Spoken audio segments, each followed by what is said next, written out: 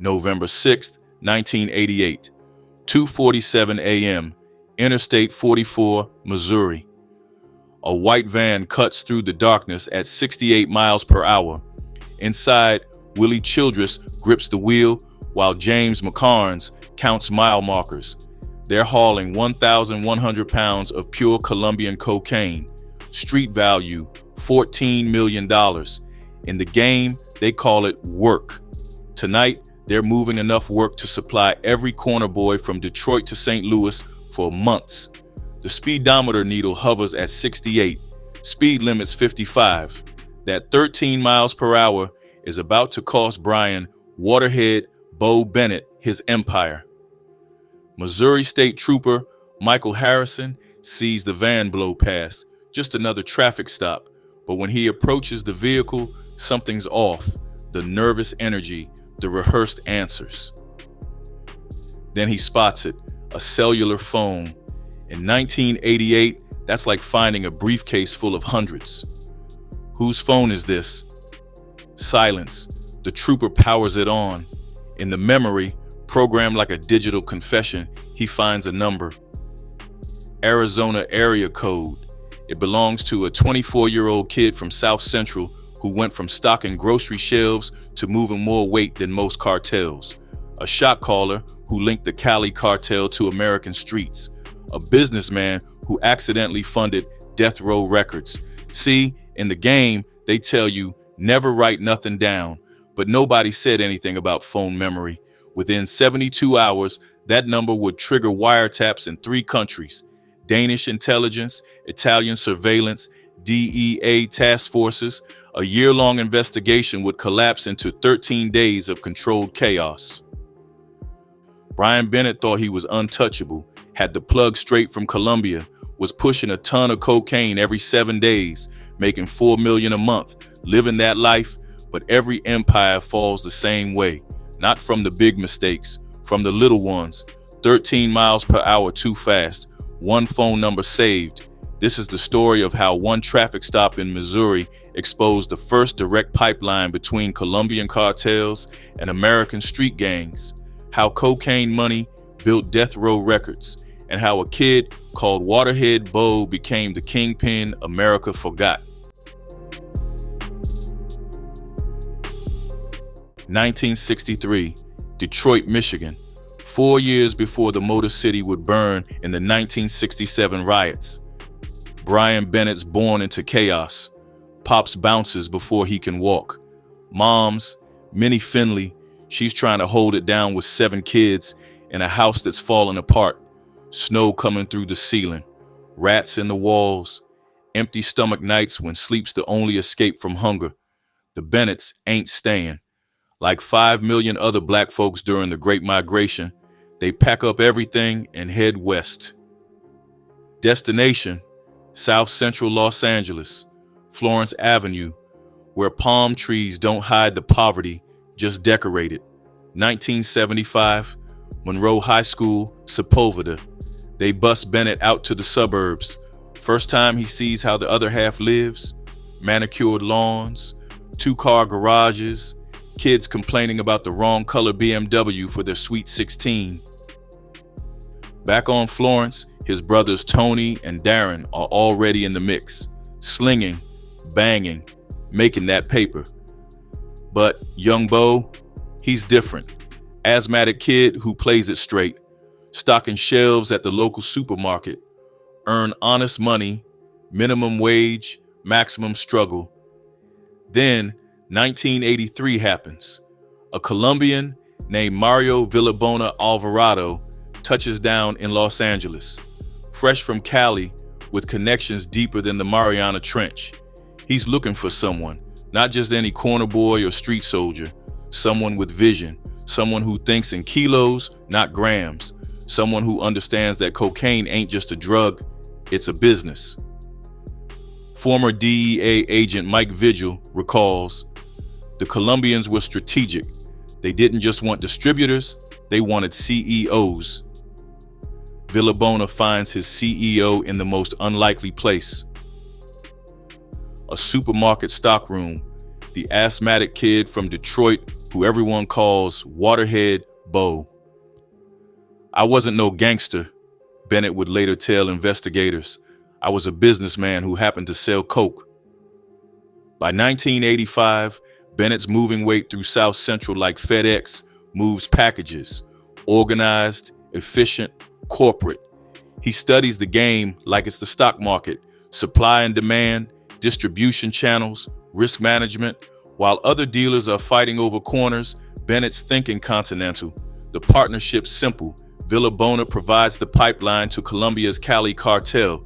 Bennett provides the streets. They split profits down the middle. But this ain't some street corner operation. They're moving metrics that make Fortune 500 companies jealous. Michael Harry O. Harris, who would later use Bennett's product to fund Death Row Records, described it. Bo wasn't just pushing weight. He was redesigning the whole game. First cat I knew using cell phones like it was Star Trek. 1986. Bennett's 22 years old. He's got a problem every dealer dreams about. Too much money. Can't spend it fast enough. Can't wash it clean enough. So he does what any good CEO does. He expands. Safe houses from Los Angeles to Vegas. Stash spots in Tempe. Money laundering through check cashing spots. By 1987, he's got soldiers in 11 states. The network's so sophisticated, the DEA initially thinks they're tracking multiple organizations. They have no idea it's just one kid from Detroit who learned the most important lesson in America. It ain't about where you from, it's about who you know. And Brian Bennett, he knows Oscar.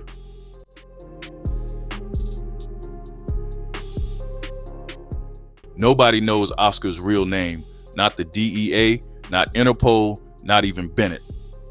In the Cali Cartel hierarchy, Oscar sits near the top, the kind of shot caller who moves metric tons like corner boys move dime bags. When he speaks, cocaine flows. When he cuts you off, your whole operation dries up like the Los Angeles River in August. December 1987, Copenhagen, Denmark, the Savoy Hotel, room 1247. Bennett and Villabona are 5,000 miles from South Central, making calls that'll reshape the American drug trade. Danish intelligence officer Lars Anderson, who monitored the wiretaps, would later testify. They spoke in code, but the meaning was clear. They were ordering massive shipments, 2,000 pounds at a time. Birds, that's what they call kilos. Chickens, when they're being careful. On one intercepted call, Bennett tells Oscar, I need 2,000 birds flying by Christmas. Oscar laughs. You moving like that now, hermano? The street's hungry, Poppy. I'm just feeding them. The economics are ruthless in their simplicity. Oscar charges Villabona 10 grand per bird. 3,000 goes to Colombian farmers and cooks. 2,000 to Mexican transporters for crossing the border. Oscar pockets 5, clean. Villabona and Bennett flip each bird for 12 grand stateside. 2,000 profit per kilo. When you're moving 2,000 a week, that's 2 million in profit. Every 7 days, tax-free. Former LAPD detective Bobby Lutz remembers the scale. We'd bust dealers with maybe 5 or 10 kilos and think we did something. Then we started intercepting Bennett's shipments. 100 kilos, 200. It was like going from busting kids with firecrackers to finding nuclear weapons. The Missouri shipment that got popped, that 1,100 pounds, that was a Tuesday for Bennett's operation. Light work. But here's where it gets corporate. Bennett ain't out here playing Scarface. No flash, no violence, just business. He sets up front companies for his operation. Check cashing spots for washing money, trucking companies for moving products, even a limousine service, because sometimes you need to move VIPs with their work.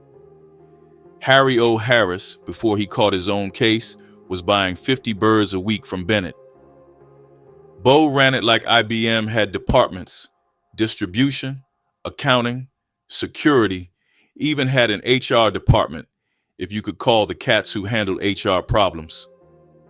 March 1988, Aalborg, Denmark. Hell Nielsen's apartment. Villa Bona's Danish wife provides the perfect European hub. 7 bank accounts in Copenhagen. Clean Danish kroner flowing like water. They're washing money through Scandinavian banks while most dealers are still burying cash in their backyard. The wiretaps catch everything. Villa Bona arguing with Oscar about being $3.3 million behind in payments. Bennett arranging shipments to Detroit. Barona and Martinez coordinating deliveries. It's like listening to Amazon Logistics if Amazon sold cocaine by the ton. Special Agent John Comer, who wrote the 84-page affidavit for the wiretaps, said, "We'd never seen this level of sophistication from street-level dealers. They were operating like a multinational corporation." The Detroit connection is crucial. Bennett's people are moving 500 kilos to the Motor City, the same city he fled as a kid. Now he's flooding it with enough coke to keep every drug house in the D supplied for months. November 1988, Bennett's in Tempe, counting money. Literally. Machines running 24/7 just to count the cash. He's got a problem. Too much paper, not enough ways to clean it. That's when Harry O makes a proposal. He's got this idea, a record label, run by this cat named Suge Knight, former football player turned bodyguard. They need funding, clean money for a legitimate business. Bennett's response, music business? That's more crooked than the drug trade. Everyone laughs, but Harry O's serious. Death Row Records was born from that conversation. Cocaine money funding what would become the biggest hip-hop label in history. The irony ain't lost on anybody. The same poison destroying black communities is about to fund the soundtrack of Black America. But Oscar's getting impatient. The heat's rising, the DEA's sniffing around. That traffic stop in Missouri, that was just the beginning. Time's running out. And in the dope game, when time runs out, everybody bleeds.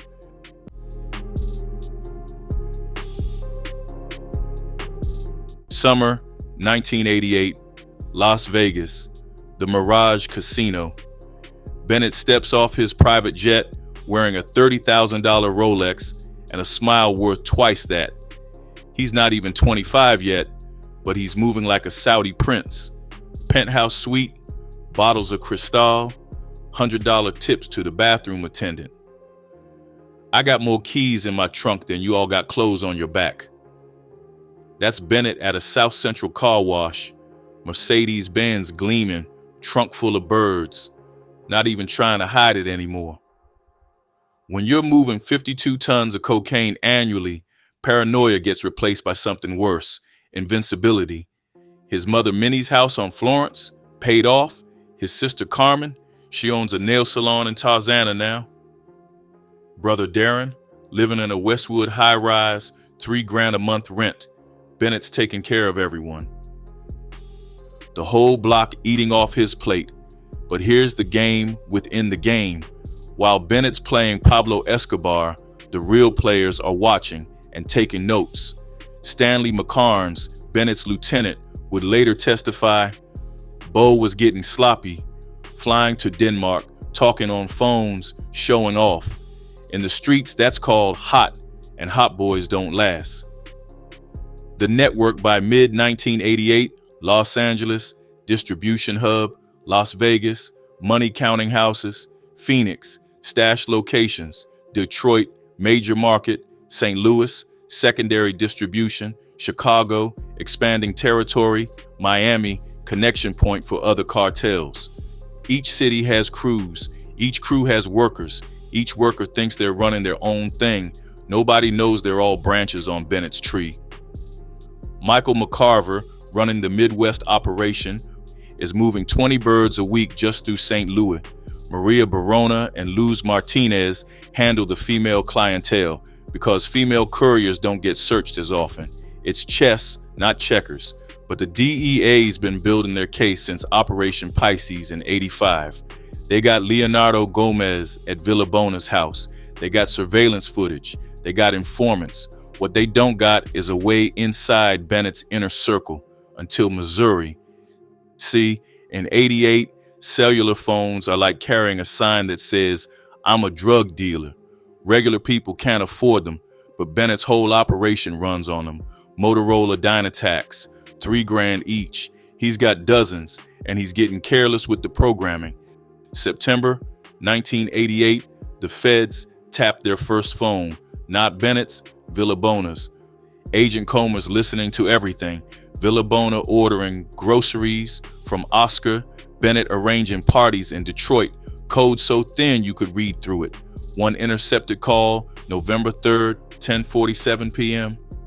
Villabona, the chickens landed. Bennett, how many birds are we talking? Villabona, 700, but Oscar wants his paper. Yesterday. Bennett, tell him he'll get it when Detroit comes through. In Fed speak, that's conspiracy to distribute 700 kilograms of cocaine, life sentence territory. But Bennett's distracted. Harry O's locked up on attempted murder charges, but he's still buying weight through intermediaries. Needs funding for his appeals, for his vision. Death Row Records is more than an idea now. It's a plan. And plans need capital. Bennett provides that capital, indirectly, through Harry O's people. The same money that's destroying communities is about creating the chronic. Dr. Dre doesn't know it yet, but his studio time is being funded by Colombian cocaine. Former FBI agent Thomas Parker explained, the interconnection between drug money and the entertainment industry in late 80s Los Angeles was complete. You couldn't separate them. Every major dealer was trying to go legitimate through music or movies.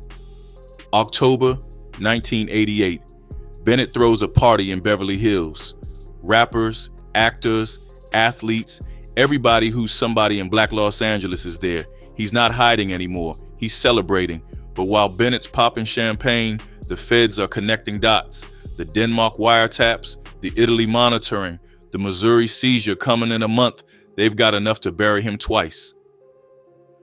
Assistant U.S. Attorney Dean Dunleavy would later say, Bennett thought he was untouchable. That was his mistake. In America, nobody's untouchable, not even the ones funding record labels. The streets got a saying, the loudest one in the room is the weakest one in the room. Brian Bennett's about to learn that lesson the hard way.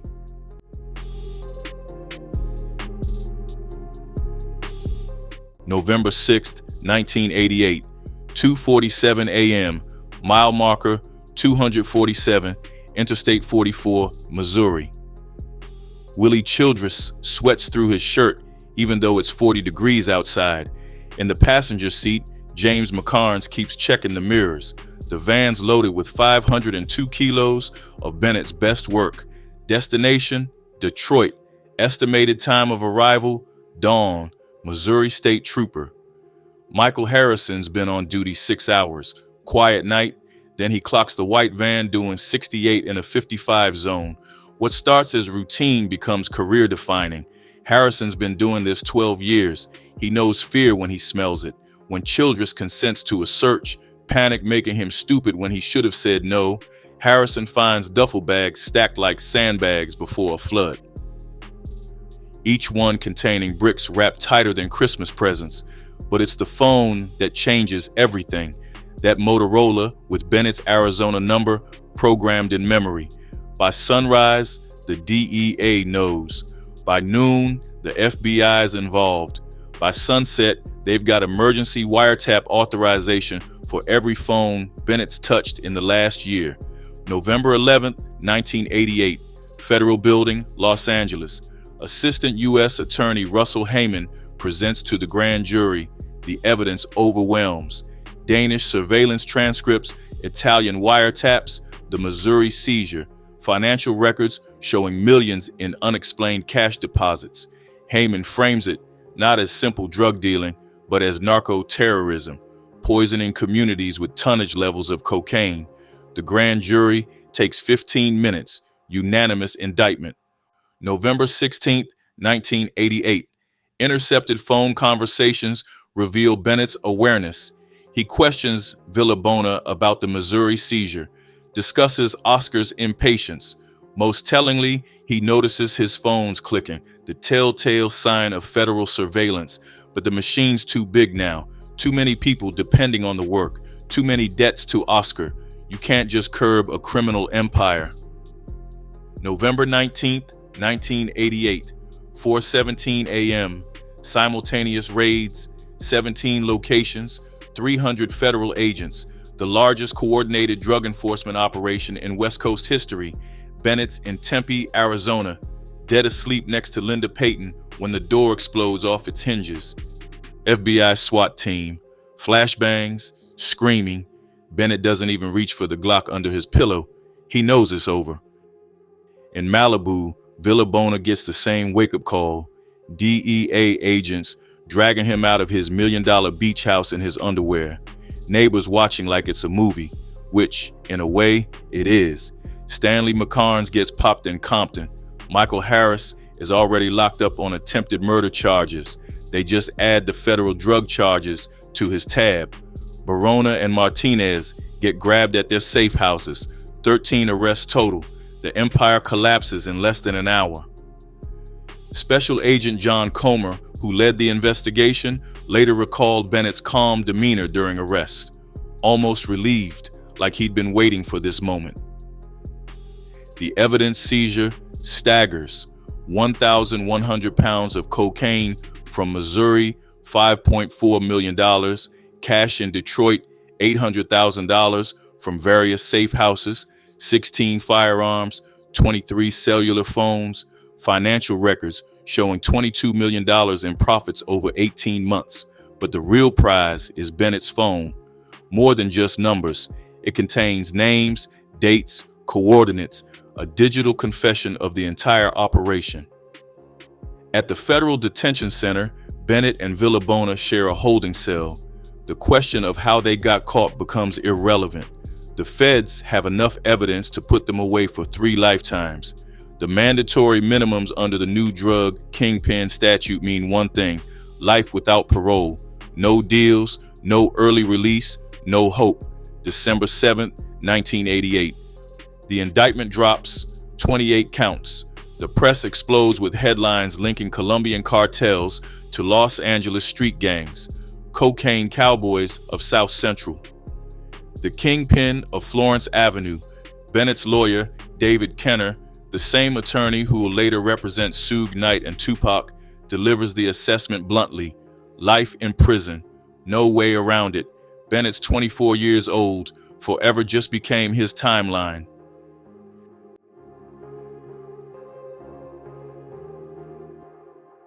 May 1990, Federal Courthouse, downtown Los Angeles. The courtroom's packed. Media, family, feds, and every hustler who wants to see how a real shot caller falls. Brian Bennett enters in shackles, orange jumpsuit, but his head's high. Assistant U.S. Attorney Dean Dunleavy frames the case from the opening statement. This isn't about street dealers. This is about men who imported enough cocaine to supply every addict in America for a month. The evidence unfolds like a biblical epic. 84 pages of wiretaps, Danish surveillance, Italian footage. They play tapes for 4 days straight. Bennett's voice discussing quantities that make the mind go numb. Day 12. Stanley McCarnes, Bennett's right hand, takes the stand. He'd cooperated for a deal. His testimony walks the jury through Bennett's entire operation: the corporate structure, the distribution network, the communication protocols. He describes Bennett as a CEO, not a criminal. That makes it worse. Day 18, the Danish tapes. The courtroom hears Bennett and Villabona ordering cocaine by the ton, 2,000 kilos, 3,000. Day 23, FBI accountant Michelle Rodriguez breaks down $22 million in 18 months. The scale staggers the jury. This wasn't just street crime. This was economic terrorism. Day 31. Against his lawyer's advice, Bennett takes the stand. When pressed about the human cost, Bennett draws parallels to legal industries: cigarettes, alcohol, pharmaceuticals. arguing that their CEOs aren't doing life sentences despite comparable death tolls. Dunleavy counters. Mr. Bennett, how many people died from your product? Bennett pauses. I don't know. You don't know, because you never counted. You just counted money. Silence. Day 37. Closing arguments. Dunleavy argues Bennett to pump the poison into communities and deserves the full weight of justice. Defense attorney David Kenner counters, 25 years old, facing life for nonviolent crimes. Where's the proportionality? The jury decides for 2 days. May 18, 1990, 3:47 p.m., guilty on all counts. Bennett doesn't flinch. Villabona closes his eyes. Minnie Finley collapses in tears. July 30th, 1990, sentencing, Judge William Rea. Mr. Bennett, you're clearly intelligent. You could have been anything. Instead, you chose to be a merchant of death. Life in federal prison without possibility of parole. The gavel drops. Bennett's 25. The calendar just stopped. As marshals lead him out, Bennett turns to his mother. 3 silent words. I love you. But love doesn't undo tons of cocaine. Love doesn't resurrect the dead. Love doesn't change the sentence when you're doing life.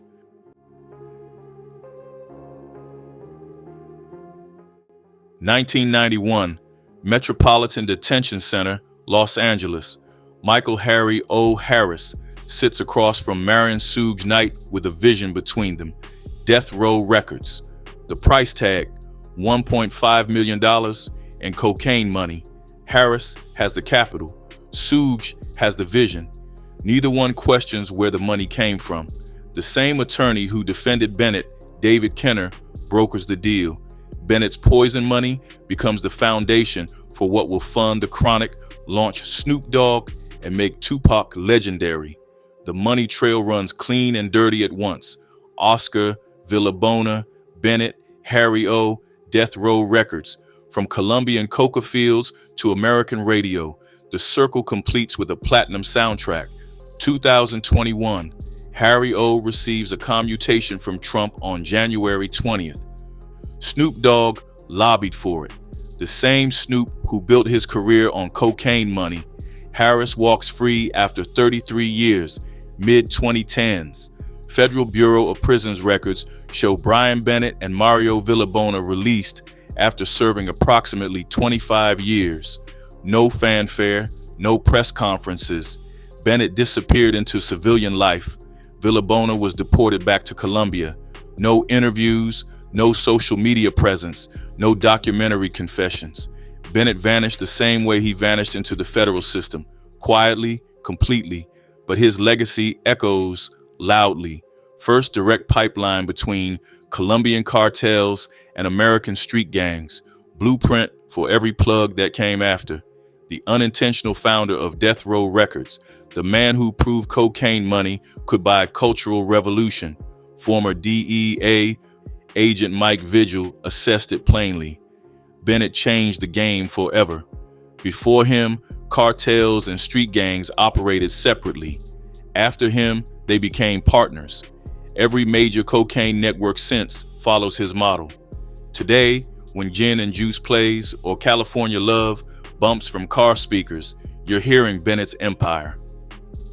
When Snoop performs at the Super Bowl, you're watching cocaine money gone legitimate, the American dream filtered through the American nightmare. Brian Waterhead Bo Bennett. From grocery store shelves to moving tons. From South Central to a quarter century in federal prison. From forgotten Kingpin to hip-hop's ghost investor. Some say that's justice. Others say it's tragedy. Truth is, it's both. The game continues. The names change. The model remains forever.